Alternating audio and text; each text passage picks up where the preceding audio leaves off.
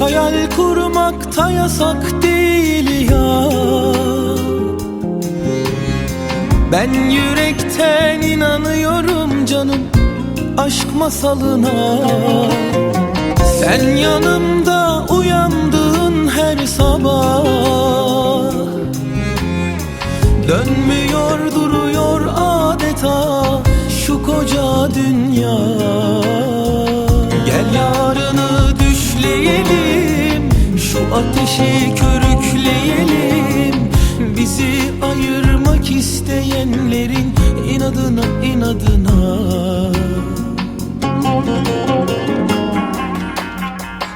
İki oda bir salon evimiz olsun, Tanrı bizi her daim korusun.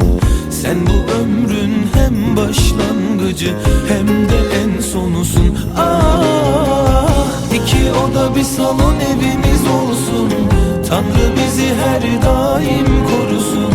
Sen bu ömrün hem başlangıcı hem de en sonusun.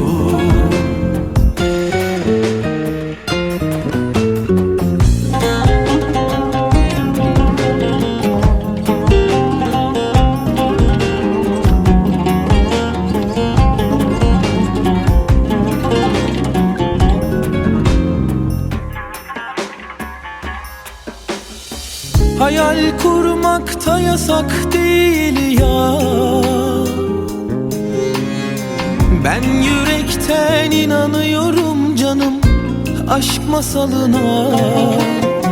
Sen yanımda uyandığın her sabah, dönmüyor duruyor adeta şu koca dünya.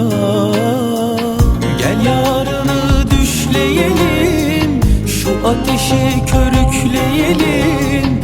Bizi ayırmak isteyenlerin inadına inadına.